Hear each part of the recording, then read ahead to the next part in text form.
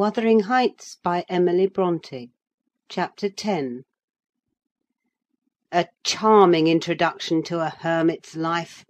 4 weeks' torture, tossing, and sickness.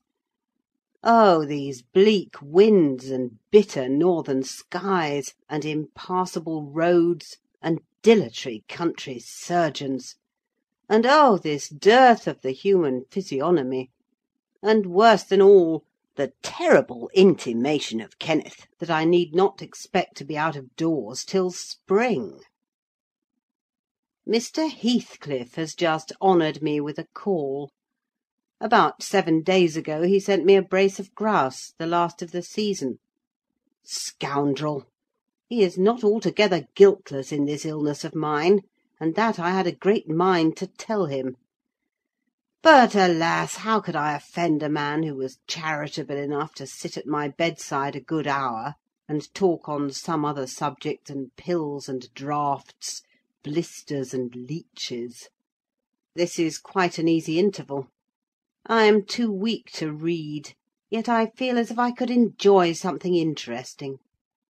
Why not have up Mrs. Dean to finish her tale? I can recollect its chief incidents, as far as she had gone. Yes, I remember her hero had run off and never been heard of for 3 years, and the heroine was married. I'll ring. She'll be delighted to find me capable of talking cheerfully. Mrs. Dean came. "It wants 20 minutes, sir, to taking the medicine," she commenced. "Away, away with it!" I replied. "I desire to have—" "The doctor says you must drop the powders." "With all my heart. Don't interrupt me. Come and take your seat here.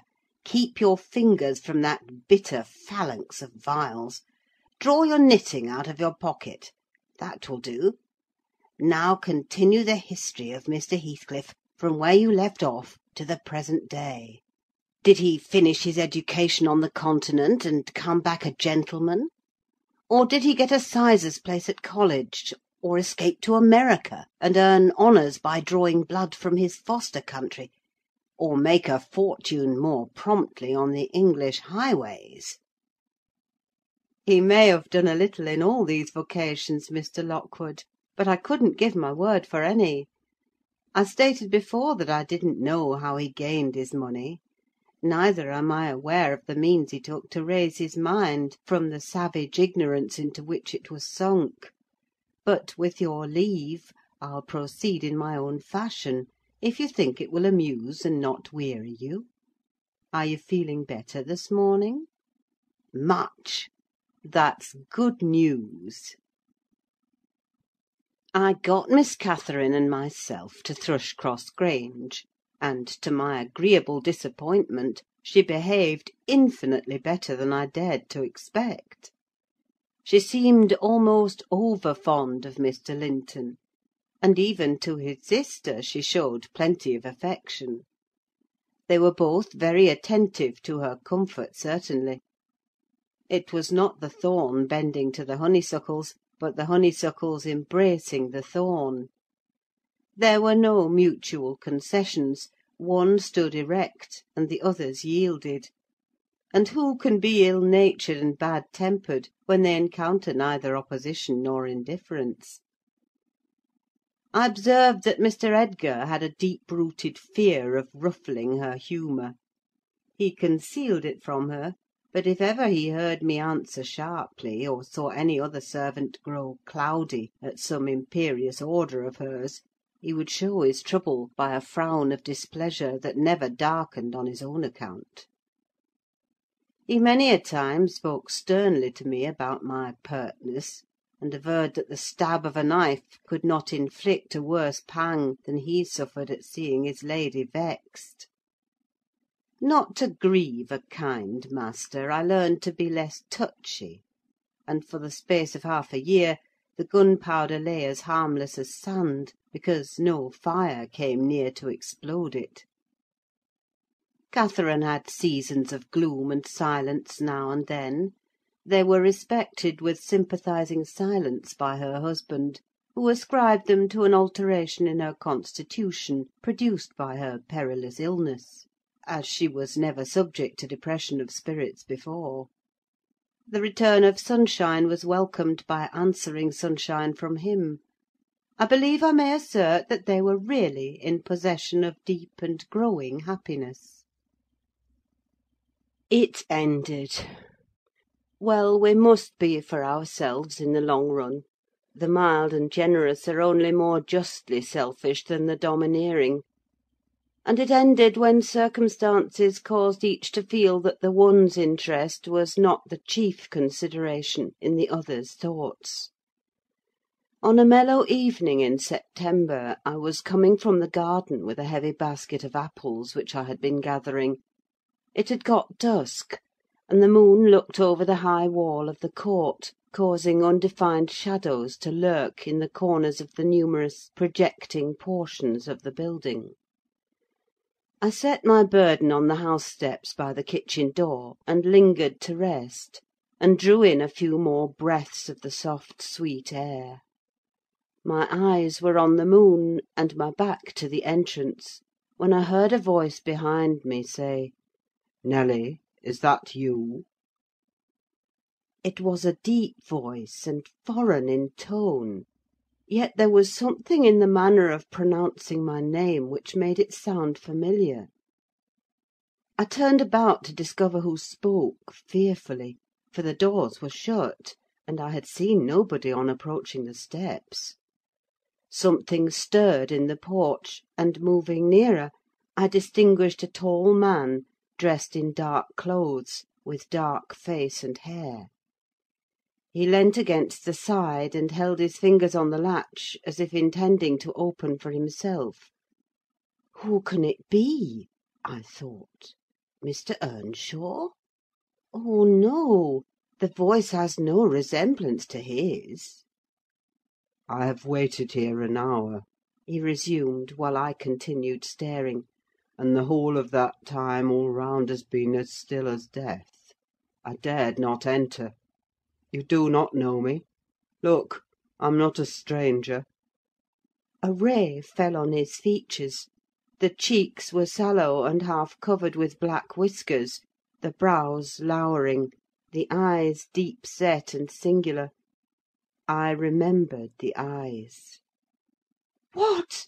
I cried, uncertain whether to regard him as a worldly visitor, and I raised my hands in amazement. "What! You come back? Is it really you? Is it?" "Yes, Heathcliff," he replied, glancing from me up to the windows, which reflected a score of glittering moons, but showed no lights from within. "Are they at home? Where is she? Nelly, you're not glad. You needn't be so disturbed. Is she here? Speak! I want to have one word with her, your mistress. Go and say some person from Gimmerton desires to see her." "How will she take it?" I exclaimed. "What will she do? The surprise bewilders me. It will put her out of her head. And you are Heathcliff, but altered. Nay, there's no comprehending it. Have you been for a soldier?" "Go and carry my message," he interrupted impatiently. "I'm in hell till you do." He lifted the latch, and I entered; but when I got to the parlour, where Mr. and Mrs. Linton were, I could not persuade myself to proceed. At length I resolved on making an excuse, to ask if they would have the candles lighted, and I opened the door.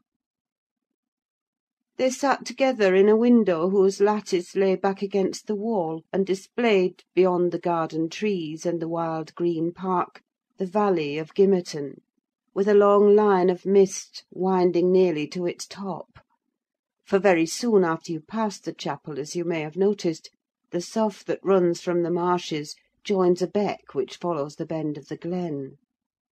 Wuthering Heights rose above this silvery vapour, but our old house was invisible: it rather dips down on the other side. Both the room and its occupants, and the scene they gazed on, looked wondrously peaceful. I shrank reluctantly from performing my errand, and was actually going away, leaving it unsaid, after having put my question about the candles, when a sense of my folly compelled me to return, and mutter, "A person from Gimmerton wishes to see you, ma'am." "What does he want?" asked Mrs. Linton. I did not question him. I answered. "Well, close the curtains, Nelly," she said, "and bring up tea. I'll be back again directly." She quitted the apartment. Mr. Edgar inquired carelessly who it was. "Some one mistress does not expect," I replied. "That Heathcliff, you recollect him, sir, who used to live at Mr. Earnshaw's?" "What, the gipsy, the ploughboy?" he cried. "Why did you not say so to Catherine?" "Hush! You must not call him by those names, master," I said. "She'd be sadly grieved to hear you. She was nearly heartbroken when he ran off. I guess his return will make a jubilee to her." Mr. Linton walked to a window on the other side of the room that overlooked the court. He unfastened it and leant out.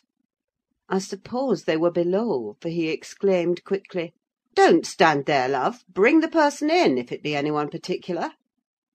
Ere long I heard the click of the latch, and Catherine flew upstairs, breathless and wild, too excited to show gladness. Indeed, by her face, you would rather have surmised an awful calamity. "Oh, Edgar, Edgar!" she panted, flinging her arms round his neck. "Oh, Edgar, darling! Heathcliff's come back! He is!" And she tightened her embrace to a squeeze. "Well, well!" cried her husband, crossly. "Don't strangle me for that. He never struck me as such a marvellous treasure. There's no need to be frantic." "I know you didn't like him," she answered, repressing a little the intensity of her delight. "Yet, for my sake, you must be friends now. Shall I tell him to come up?" "Here?" he said. "Into the parlour?" "Where else?" she asked. He looked vexed, and suggested the kitchen as a more suitable place for him. Mrs. Linton eyed him with a droll expression, half angry, half laughing at his fastidiousness. "No," she added, after a while, "I cannot sit in the kitchen. Set 2 tables here, Ellen: one for your master and Miss Isabella, being gentry; the other for Heathcliff and myself, being of the lower orders. Will that please you, dear? Or must I have a fire lighted elsewhere? If so, give directions. I'll run down and secure my guest. I'm afraid the joy is too great to be real." She was about to dart off again, but Edgar arrested her. "You bid him step up," he said, addressing me. "And, Catherine, try to be glad without being absurd. The whole household need not witness the sight of your welcoming a runaway servant as a brother." I descended, and found Heathcliff waiting under the porch, evidently anticipating an invitation to enter. He followed my guidance without waste of words, and I ushered him into the presence of the master and mistress, whose flushed cheeks betrayed signs of warm talking. But the ladies glowed with another feeling when her friend appeared at the door. She sprang forward, took both his hands, and led him to Linton.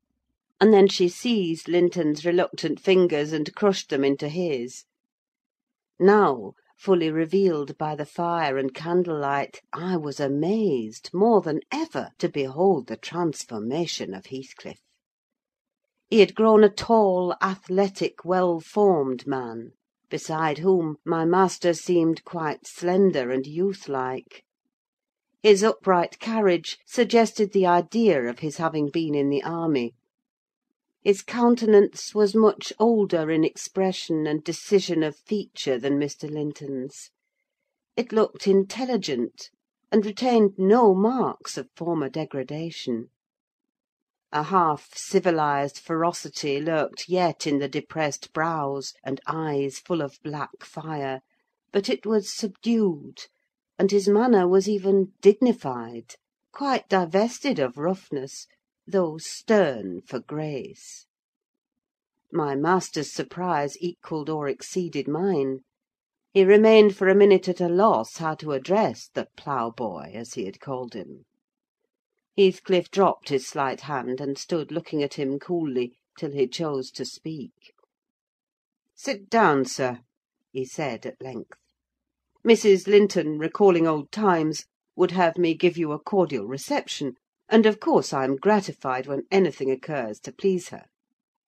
"And I also," answered Heathcliff, "especially if it be anything in which I have a part. I shall stay an hour or two willingly." He took a seat opposite Catherine, who kept her gaze fixed on him, as if she feared he would vanish were she to remove it. He did not raise his to her often: a quick glance now and then sufficed; but it flashed back, each time more confidently, the undisguised delight he drank from hers. They were too much absorbed in their mutual joy to suffer embarrassment. Not so Mr. Edgar. He grew pale with pure annoyance, a feeling that reached its climax when his lady rose, and, stepping across the rug, seized Heathcliff's hands again, and laughed like one beside herself. "I shall think it a dream to-morrow," she cried. "I shall not be able to believe that I have seen and touched and spoken to you once more. And yet, cruel Heathcliff, you don't deserve this welcome. To be absent and silent for 3 years, and never to think of me!" "A little more than you have thought of me?" he murmured. "I heard of your marriage, Cathy, not long since; and while waiting in the yard below, I meditated this plan: just to have one glimpse of your face, a stare of surprise, perhaps, and pretended pleasure; afterwards settle my score with Hindley, and then prevent the law by doing execution on myself. Your welcome has put these ideas out of my mind; but beware of meeting me with another aspect next time. Nay, you'll not drive me off again. You were really sorry for me, were you? Well, there was cause. I've fought through a bitter life since I last heard your voice; and you must forgive me, for I struggled only for you." "Catherine, unless we are to have cold tea, please to come to the table," interrupted Linton, striving to preserve his ordinary tone and a due measure of politeness. "Mr. Heathcliff will have a long walk, wherever he may lodge to-night, and I'm thirsty." She took her post before the urn, and Miss Isabella came, summoned by the bell. Then, having handed their chairs forward, I left the room. The meal hardly endured 10 minutes. Catherine's cup was never filled: she could neither eat nor drink. Edgar had made a slop in his saucer, and scarcely swallowed a mouthful. Their guest did not protract his stay that evening above an hour longer. I asked, as he departed, if he went to Gimmerton. "No, to Wuthering Heights," he answered. "Mr. Earnshaw invited me when I called this morning." Mr. Earnshaw invited him! And he called on Mr. Earnshaw! I pondered this sentence painfully after he was gone. Is he turning out a bit of a hypocrite, and coming into the country to work mischief under a cloak? I mused. I had a presentiment in the bottom of my heart that he had better have remained away. About the middle of the night, I was wakened from my first nap by Mrs. Linton gliding into my chamber, taking a seat on my bedside, and pulling me by the hair to rouse me. "I cannot rest, Ellen," she said, by way of apology, "and I want some living creature to keep me company in my happiness. Edgar is sulky because I am glad of a thing that does not interest him. He refuses to open his mouth, except to utter pettish, silly speeches; and he affirmed I was cruel and selfish for wishing to talk when he was so sick and sleepy. He always contrives to be sick at the least cross. I gave a few sentences of commendation to Heathcliff, and he, either for a headache or a pang of envy, began to cry; so I got up and left him. "What use is it praising Heathcliff to him?" I answered. "As lads they had an aversion to each other, and Heathcliff would hate just as much to hear him praised. It's human nature. Let Mr. Linton alone about him, unless you would like an open quarrel between them." "But does it not show great weakness?" pursued she. "I'm not envious. I never feel hurt at the brightness of Isabella's yellow hair, and the whiteness of her skin, at her dainty elegance, and the fondness all the family exhibit for her. Even you, Nelly, if we have a dispute sometimes, you back Isabella at once, and I yield like a foolish mother. I call her a darling, and flatter her into a good temper. It pleases her brother to see us cordial, and that pleases me. But they're very much alike.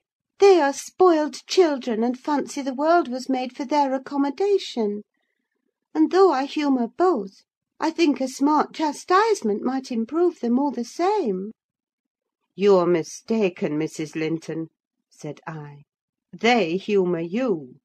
I know what there would be to do if they did not.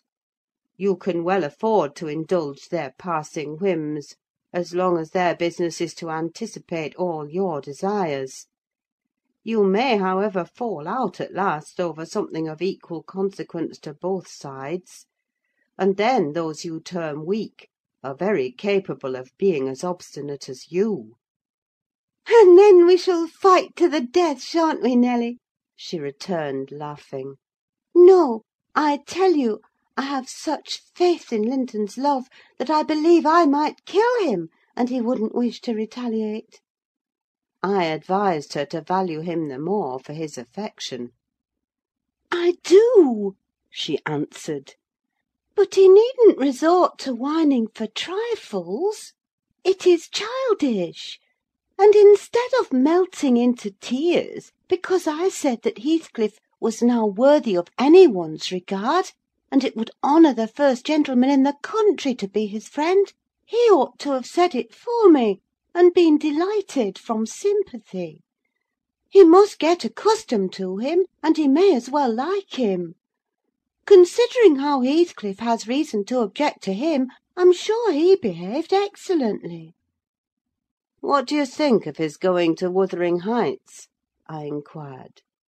"He is reformed in every respect, apparently: quite a Christian, offering the right hand of fellowship to his enemies all around." "He explained it," she replied. "I wonder as much as you. He said he called to gather information concerning me from you, supposing you resided there still; and Joseph told Hindley, who came out and fell to questioning him of what he had been doing, and how he had been living, and finally desired him to walk in. There were some persons sitting at cards: Heathcliff joined them. My brother lost some money to him, and, finding him plentifully supplied, he requested that he would come again in the evening, to which he consented. Hindley is too reckless to select his acquaintance prudently. He doesn't trouble himself to reflect on the causes he might have for mistrusting one whom he has basely injured.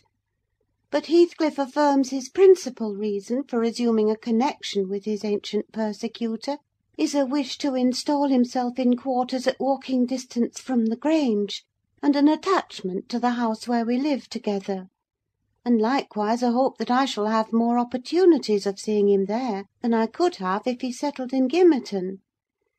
He means to offer liberal payment for permission to lodge at the Heights, and doubtless my brother's covetousness will prompt him to accept the terms: he was always greedy; though what he grasps with one hand he flings away with the other."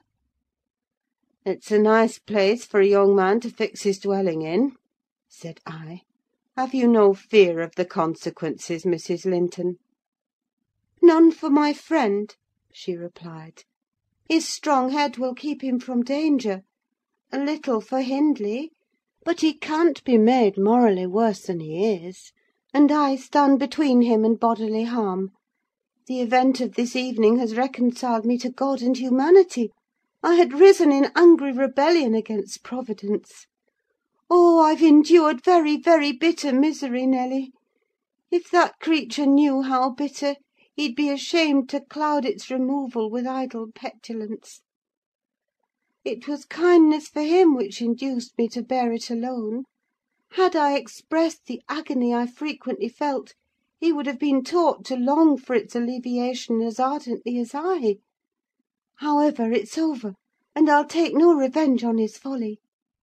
I can afford to suffer anything hereafter. Should the meanest thing alive slap me on the cheek, I'd not only turn the other, but I'd ask pardon for provoking it; and as a proof, I'll go make my peace with Edgar instantly. Good night. I'm an angel." In this self-complacent conviction she departed, and the success of her fulfilled resolution was obvious on the morrow. Mr. Linton had not only abjured his peevishness, though his spirits seemed still subdued by Catherine's exuberance of vivacity, but he ventured no objection to her taking Isabella with her to Wuthering Heights in the afternoon, and she rewarded him with such a summer of sweetness and affection in return as made the house a paradise for several days, both master and servants profiting from the perpetual sunshine. Mr. Heathcliff, I should say in future, used the liberty of visiting at Thrushcross Grange cautiously at first. He seemed estimating how far its owner would bear his intrusion. Catherine also deemed it judicious to moderate her expressions of pleasure in receiving him, and he gradually established his right to be expected. He retained a great deal of the reserve for which his boyhood was remarkable, and that served to repress all startling demonstrations of feeling. My master's uneasiness experienced a lull, and further circumstances diverted it into another channel for a space. His new source of trouble sprang from the not anticipated misfortune of Isabella Linton evincing a sudden and irresistible attraction towards the tolerated guest. She was at that time a charming young lady of 18, infantile in manners, though possessed of keen wit, keen feelings, and a keen temper too, if irritated. Her brother, who loved her tenderly, was appalled at this fantastic preference. Leaving aside the degradation of an alliance with a nameless man, and the possible fact that his property, in default of heirs male, might pass into such a one's power, he had sense to comprehend Heathcliff's disposition; to know that though his exterior was altered, his mind was unchangeable and unchanged. And he dreaded that mind: it revolted him. He shrank forebodingly from the idea of committing Isabella to its keeping. He would have recoiled still more had he been aware that her attachment rose unsolicited, and was bestowed where it awakened no reciprocation of sentiment. For the minute he discovered its existence he laid the blame on Heathcliff's deliberate designing. We had all remarked during some time that Miss Linton fretted and pined over something. She grew cross and wearisome, snapping at and teasing Catherine continually, at the imminent risk of exhausting her limited patience. We excused her to a certain extent on the plea of ill health: she was dwindling and fading before our eyes. But one day, when she had been peculiarly wayward, rejecting her breakfast, complaining that the servants did not do what she told them, that the mistress would allow her to be nothing in the house, and Edgar neglected her, that she had caught a cold with the doors being left open, and we let the parlour fire go out on purpose to vex her, with 100 yet more frivolous accusations, Mrs. Linton peremptorily insisted that she should get to bed, and having scolded her heartily, threatened to send for the doctor. Mention of Kenneth caused her to exclaim instantly that her health was perfect, and it was only Catherine's harshness which made her unhappy. "How can you say I'm harsh, you naughty fondling?" cried the mistress, amazed at the unreasonable assertion. "You are surely losing your reason. When have I been harsh? Tell me." "Yesterday," sobbed Isabella. "and now." "Yesterday?" said her sister-in-law. "On what occasion?" "In our walk along the moor. You told me to ramble where I pleased, while you sauntered on with Mr. Heathcliff." "And that's your notion of harshness?" said Catherine, laughing. "It was no hint that your company was superfluous. We didn't care whether you kept with us or not. I merely thought Heathcliff's talk would have nothing entertaining for your ears." "Oh, no!" wept the young lady. "You wished me away because you knew I liked to be there." "Is she sane?" asked Mrs. Linton, appealing to me. "I'll repeat our conversation word for word, Isabella, and you point out any charm it could have had for you." "I don't mind the conversation," she answered. "I wanted to be with—" "Well?" said Catherine, perceiving her hesitate to complete the sentence. "With him, and I won't always be sent off," she continued, kindling up. "You are a dog in the manger, Cathy, and desire no one to be loved but yourself." "You are an impertinent little monkey!" exclaimed Mrs. Linton, in surprise. "But I'll not believe this idiocy. It's impossible that you can covet the admiration of Heathcliff, that you consider him an agreeable person. I hope I have misunderstood you, Isabella." "No, you have not," said the infatuated girl. "I love him more than ever you loved Edgar, and he might love me, if you would let him." "I wouldn't be you for a kingdom, then," Catherine declared emphatically, and she seemed to speak sincerely. "Nelly, help me to convince her of her madness. Tell her what Heathcliff is: an unreclaimed creature without refinement, without cultivation: an arid wilderness of furze and whinstone. I'd as soon put that little canary into the park on a winter's day as recommend you to bestow your heart on him. It is deplorable ignorance of his character, child, and nothing else, which makes that dream enter your head. Pray don't imagine that he conceals depths of benevolence and affection beneath a stern exterior. He's not a rough diamond, a pearl-containing oyster of a rustic. He's a fierce, pitiless, wolfish man. I never say to him, 'Let this or that enemy alone, because it would be ungenerous or cruel to harm them.' I say, 'Let them alone, because I should hate them to be wronged.' And he'd crush you like a sparrow's egg, Isabella, if he found you a troublesome charge. I know he couldn't love a Linton, and yet he'd be quite capable of marrying your fortune and expectations. Avarice is growing with him a besetting sin. There's my picture, and I'm his friend: so much so, that had he thought seriously to catch you, I should perhaps have held my tongue, and let you fall into his trap." Miss Linton regarded her sister-in-law with indignation. "For shame! For shame!" she repeated angrily. "You are worse than 20 foes, you poisonous friend!" "Ah, you won't believe me, then?"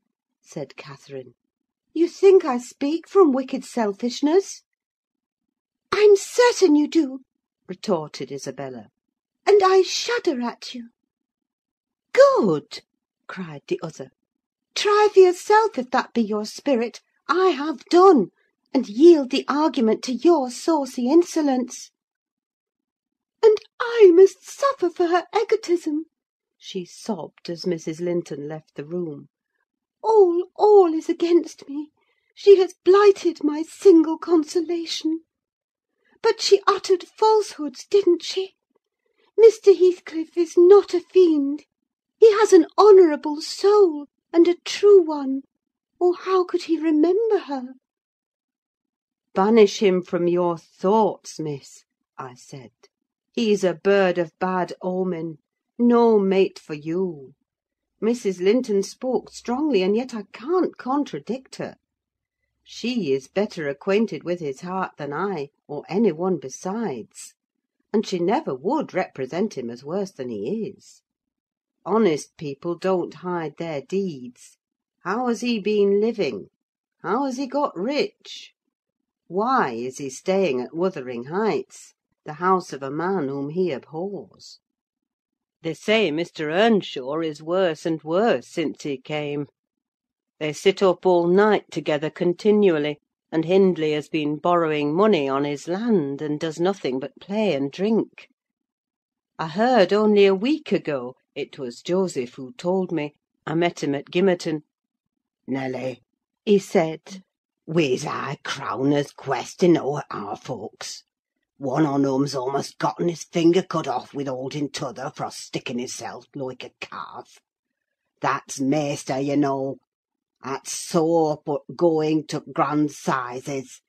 He's noan feared up bench o' judges, nor the Paul, nor Peter, nor John, nor Matthew, nor none on 'em, not he. He fair likes, he langs to set his brazen face agin 'em. And yon bonny lad Heathcliff, you mind, he's a rare un. He can girn a laugh as well as anybody at a right divil's jest. Does he niver say nowt of his fine living among us, when he goes to t' Grange? This is t' way on't. Up at sundown, dice, brandy, closed shutters, and candlelight till next day at noon. Then t' fool gangs banning and raving to his chamber, making dacent folks dig their fingers in their lugs for very shame. And the knave, why, he kent his brass, and ate and sleep, and off to his neighbours to gossip wi' wife. O' course he tells Dame Catherine how her father's gold runs into his pocket, and her father's son gallops down t' Broad Road, while he flees afore to Otten Pikes." Now, Miss Linton, Joseph is an old rascal, but no liar; and if his account of Heathcliff's conduct be true, you would never think of desiring such a husband, would you? "You are leagued with the rest, Ellen," she replied. "I'll not listen to your slanders. What malevolence you must have, to wish to convince me that there is no happiness in the world!" Whether she would have got over this fancy if left to herself, or persevered in nursing it perpetually, I cannot say. She had little time to reflect. The day after, there was a justice meeting at the next town. My master was obliged to attend, and Mr. Heathcliff, aware of his absence, called rather earlier than usual. Catherine and Isabella were sitting in the library, on hostile terms, but silent. The latter, alarmed at her recent indiscretion, and the disclosure she had made of her secret feelings in a transient fit of passion.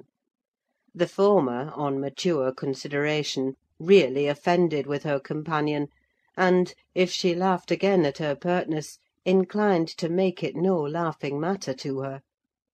She did laugh as she saw Heathcliff pass the window. I was sweeping the hearth, and I noticed a mischievous smile on her lips. Isabella, absorbed in her meditations or a book, remained till the door opened, and it was too late to attempt an escape, which she would gladly have done had it been practicable. "Come in, that's right!" exclaimed the mistress gaily, pulling a chair to the fire. "Here are two people sadly in need of a third to thaw the ice between them, and you are the very one we should both of us choose. Heathcliff, I am proud to show you, at last, somebody that dotes on you more than myself. I expect you to feel flattered. Nay, it's not Nelly, don't look at her. My poor little sister-in-law is breaking her heart by mere contemplation of your physical and moral beauty. It lies in your own power to be Edgar's brother." No, no, Isabella, you shan't run off," she continued, arresting with feigned playfulness the confounded girl, who had risen indignantly. "We were quarrelling like cats about you, Heathcliff, and I was fairly beaten in protestations of devotion and admiration. And, moreover, I was informed that if I would but have the manners to stand aside, my rival, as she will have herself to be, would shoot a shaft into your soul that would fix you for ever, and send my image into eternal oblivion." "Catherine!" said Isabella, calling up her dignity, and disdaining to struggle from the tight grasp that held her. "I'd thank you to adhere to the truth, and not slander me even in joke. Mr. Heathcliff, be kind enough to bid this friend of yours release me. She forgets that you and I are not intimate acquaintances, and what amuses her is painful to me beyond expression." As the guest answered nothing, but took his seat and looked thoroughly indifferent to what sentiments she cherished concerning him, she turned and whispered an earnest appeal for liberty to her tormentor. "By no means!" cried Mrs. Linton in answer. "I won't be named a dog in the manger again. You shall stay.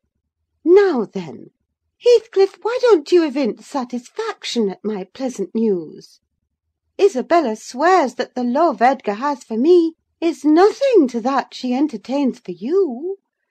I'm sure she made some speech of the kind, did she not, Ellen? And she has fasted ever since the day before yesterday's walk, from sorrow and rage that I dispatched her out of your society, under the idea of its being unacceptable."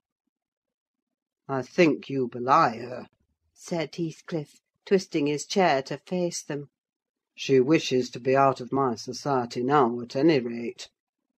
And he stared hard at the object of discourse, as one might do at a strange, repulsive animal: a centipede from the Indies, for instance, which curiosity leads one to examine, in spite of the aversion it raises. The poor thing couldn't bear that.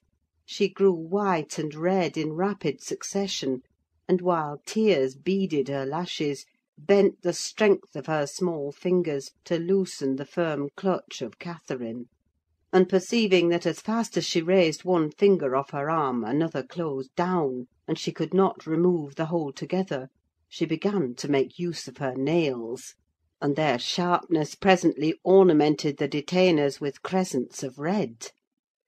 "There's a tigress!" exclaimed Mrs. Linton, setting her free, and shaking her hand with pain. "Begone, for God's sake, and hide your vixen face! How foolish to reveal those talons to him! Can't you fancy the conclusions he'll draw? Look, Heathcliff, they are instruments that will do execution. You must beware of your eyes." "I'd wrench them off her fingers if they ever menaced me," he answered brutally, when the door had closed after her. "But what did you mean by teasing the creature in that manner, Cathy? You were not speaking the truth, were you?" "I assure you I was," she returned. "She has been dying for your sake several weeks, and raving about you this morning, and pouring forth a deluge of abuse, because I represented your failings in a plain light, for the purpose of mitigating her adoration. But don't notice it further. I wish to punish her sauciness, that's all. I like her too well, my dear Heathcliff, to let you absolutely seize and devour her up." "And I like her too ill to attempt it," said he. "except in a very ghoulish fashion. You'd hear of odd things if I lived alone with that mawkish waxen face. The most ordinary would be painting on its white the colours of the rainbow, and turning the blue eyes black every day or two. They detestably resemble Linton's." "Delectably," observed Catherine. "They are dove's eyes, angels." "She's her brother's heir, is she not?" he asked, after a brief silence. "I should be sorry to think so," returned his companion. "Half a dozen nephews shall erase her title, please Heaven.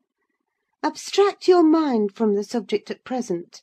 You are too prone to covet your neighbour's goods. Remember, this neighbour's goods are mine." "If they were mine, they would be none the less that," said Heathcliff. "But though Isabella Linton may be silly, she is scarcely mad; and, in short, we'll dismiss the matter as you advise." From their tongues they did dismiss it, and Catherine probably from her thoughts. The other, I felt certain, recalled it often in the course of the evening. I saw him smile to himself, grin rather, and lapse into ominous musing whenever Mrs. Linton had occasion to be absent from the apartment. I determined to watch his movements. My heart invariably cleaved to the master's in preference to Catherine's side: with reason, I imagined, for he was kind and trustful and honourable, and she could not be called opposite, yet she seemed to allow herself such wide latitude that I had little faith in her principles, and still less sympathy for her feelings. I wanted something to happen which might have the effect of freeing both Wuthering Heights and the Grange of Mr. Heathcliff quietly, leaving us as we had been prior to his advent. His visits were a continual nightmare to me, and, I suspected, to my master also. His abode at the Heights was an oppression past explaining. I felt that God had forsaken the stray sheep there to its own wicked wanderings, and an evil beast prowled between it and the fold, waiting his time to spring and destroy. End of chapter 10. Recording by Ruth